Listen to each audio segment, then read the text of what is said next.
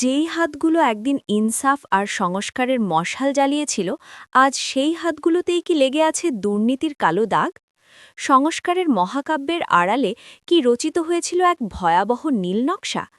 ১,০০০ কোটির বিটকয়েন লেনদেন থেকে শুরু করে বঙ্গভবনের অন্দরমহলে বিচারক বদলিয়ে দাম, সোফায় বসে কোটি কোটি টাকার ডিল, সবই কি ছিল নিছক কাকতালীয়, নাকি এক সুগভীর মাস্টারমাইন্ড গেম? আজ আমরা এমন এক সত্যের মুখোমুখি হতে যাচ্ছি যা শুনলে আপনার রক্তহিম হতে বাধ্য।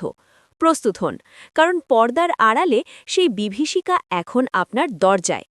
গল্পের শুরুটা হওয়া উচিত ছিল বড় কোনো নেতাকে দিয়ে, কিন্তু আমাদের ইনভেস্টিগেশন শুরু হচ্ছে সেই তরুণদের দিয়ে যারা একদিন রাজপথে বুক পেতে দিয়েছিল। দুর্নীতি দমন কমিশন বা দুদকের বারান্দায় এখন যে স্তূপটি সবচেয়ে বেশি আলোড়ন তুলেছে, সেটি কোনো প্রবীণ রাজনীতিকের নয়, বরং সাবেক ছাত্র উপদেষ্টা আসিফ মাহমুদের। বৈষম্য বিরোধী ছাত্র আন্দোলনের মাঠ থেকে সরাসরি সচিবালয়ের শীতাতপ নিয়ন্ত্রিত কক্ষে বসা এই তরুণের বিরুদ্ধে অভিযোগের অঙ্কটি শুনলে সাধারণ মানুষের গা হিম হওয়ার অবস্থা তৈরি হবে। দুদকের হাতে জমা পড়া তথ্যানুযায়ী তার বিরুদ্ধে প্রায় ১,০০০ কোটি টাকার দুর্নীতির পাহাড় জমেছে। অভিযোগকারীরা শুধু চিঠি দিয়েই ক্ষান্ত হননি, তারা জমা দিয়েছেন সুনির্দিষ্ট প্রমাণাদি। অভিযোগের ধরনে দেখা যাচ্ছে অত্যাধুনিক প্রযুক্তির ছোঁয়া, অর্থাৎ বিটকয়েন বা ক্রিপ্টোকারেন্সির মাধ্যমে বিদেশে বিপুল অর্থ পাচার। ভাবা যায়, যে প্রজন্মের হাত ধরে নতুন বাংলাদেশের স্বপ্ন দেখা হয়েছিল, তাদের বিরুদ্ধেই এখন ডিজিটাল অর্থ পাচারের মতো ভয়াবহ অভিযোগ। এর সাথে পাল্লা দিচ্ছেন আরেক তরুণ, সাবেক তথ্য উপদেষ্টা মাহফুজ আলম। তার বিরুদ্ধে অভিযোগ বেসরকারি টেলিভিশন চ্যানেলের লাইসেন্স নবায়ন এবং নতুন লাইসেন্স পাইয়ে দেওয়ার নামে কোটি কোটি টাকার ঘুষ গ্রহণ। ভূরাজনৈতিক বিশ্লেষণে দেখা যায়, এই তরুণরা যখন ক্ষমতায় ছিলেন তখন তারা এক ধরনের ইনভিনসিবল বা অপরাজীয় ইমেজের আড়ালে ছিলেন, কিন্তু ক্ষমতা ছাড়ার মাত্র ৭ দিনের মাথায় এই বিশাল অঙ্কের দুর্নীতির খবর কি কেবলই কাকতালীয়, নাকি এর পেছনে লুকিয়ে আছে কোনো পর্দার আড়ালের ষড়যন্ত্র? আমাদের অনুসন্ধানী দৃষ্টি এবার ঘুরে যাচ্ছে আইনের সেই সর্বোচ্চ রক্ষকের দিকে, যিনি আজীবন আইনের শাসন আর ইনসাফের কথা বলে দেশের মানুষের হৃদয় জয় করেছিলেন। সাবিক আইন উপদেষ্টা ডক্টর আসিফ নজরুল। ঢাকা এবং এর আশেপাশের এলাকায় বিচারক বদলি নিয়ে যে চাঞ্চল্যকর তথ্য আমাদের হাতে এসেছে, তার রীতিমতো পিলে চমকে দেওয়ার মতো। সূত্র বলছে, ঢাকা বা সাভারের মতো গুরুত্বপূর্ণ জায়গায় একজন বিচারক বা সাব রেজিস্ট্রার বদলি করতে নাকি ৫০ লাখ থেকে শুরু করে ২ কোটি টাকা পর্যন্ত ঘুষ দিতে হতো। উত্তরা, বাড্ডা বা গুলশানের মতো লাভজনক এলাকার সাব রেজিস্ট্রারদের বদলি করে তিনি নাকি গড়ে তুলেছিলেন এক অঘোষিত বদলি সিন্ডিকেট। কিন্তু সবচেয়ে রক্তহীন করা তথ্যটি হল জামিন বাণিজ্য। একটি নামকরা শিল্পগ্রুপের সিইও, যার বিরুদ্ধে আপন ভাইবোনের সম্পত্তি আত্মসাতের অকাট্য প্রমাণ মিলেছিল, সেই ভিআইপি আসামিকে ২ কোটি টাকার বিনিময়ে জামিন দেওয়ার ব্যবস্থা করেছিলেন আসিফ নজরুল। দুদকে জমা পড়া অভিযোগপত্রে এমনটাই দাবি করা হয়েছে।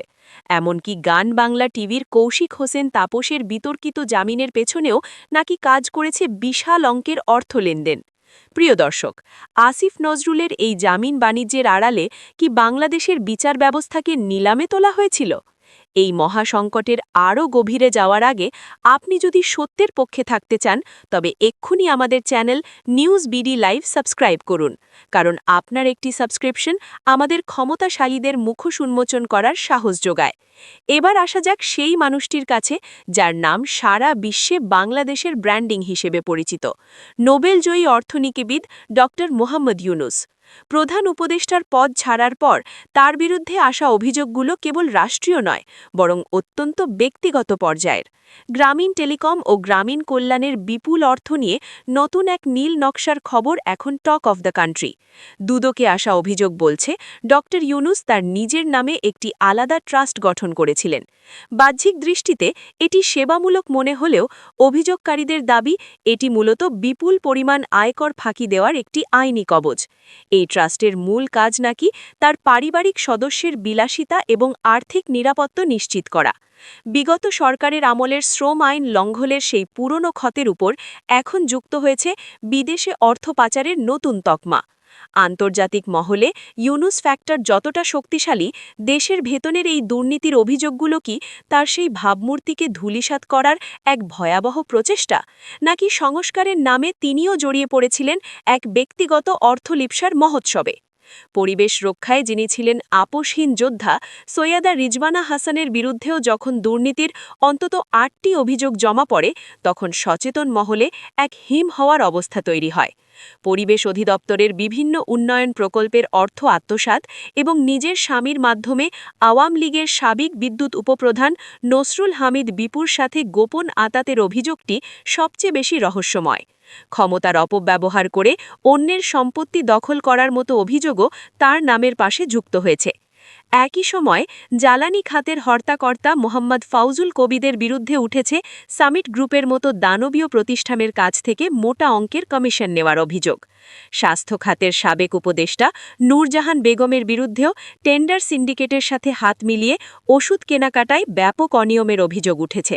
যেন প্রতিটি মন্ত্রণালয় ছিল দুর্নীতির এক একটি নতুন গবেষণাগার। এই যে হাজার হাজার অভিযোগের পাহাড় দুদকে জমছে, এর পেছনের কারণটা কি? বিশ্লেষকরা মনে করছেন এটি কেবল উপদেষ্টাদের ব্যক্তিগত দুর্নীতি নয়, বরং বাংলাদেশের ক্ষমতার কাঠামোর একটি চিরন্তন ব্যর্থতা। ইউনুস সরকার যখন সংস্কারের দোহাই দিয়ে দীর্ঘ সময় ক্ষমতায় থাকতে চেয়েছিল, তখন তাদের প্রতিটি উপদেষ্টার এই তথাকথিত দুর্নীতি রাজনৈতিক দলগুলোর জন্য এক বড় হাতিয়ার হয়ে দাঁড়িয়েছে। বিশেষ করে তারেক রহমান এবং বিএনপির জন্য এটি একটি বড় সুযোগ। তারেক রহমান খুব সুকৌশলে এই অভিযোগগুলোকে জনসম্মুখে আসতে দিচ্ছেন, যাতে জনগণের মনে এই ধারণা গেঁথে যায় যে অন্তর্বর্তী সরকারও ফেরেশতা নয়। দুদকের একজন দায়িত্বশীল কর্মকর্তা জানিয়েছেন, প্রতিদিন যে হারে অভিযোগের স্তূপ বাড়ছে তা বাংলাদেশের ইতিহাসে বিরল। কিন্তু প্রশ্ন থেকে যায়, এই অভিযোগগুলো কি প্রতিহিংসার ফসল, নাকি বাস্তবেই এই সংস্কারকরা ভক্ষক হয়ে উঠেছিলেন? টিআইবির ডক্টর ইফতেখারুজ্জামানের মতে, আইনের ঊর্ধ্বে কেউ নন। যদি ডক্টর আসিফ নজরুলের ২ কোটির জামিন বাণিজ্য থেকে শুরু করে ফাউজুল কবিরের জ্বালানি কমিশন, সবই যেন একটি সুসংগঠিত মাস্টারমাইন্ড পরিকল্পনার অংশ।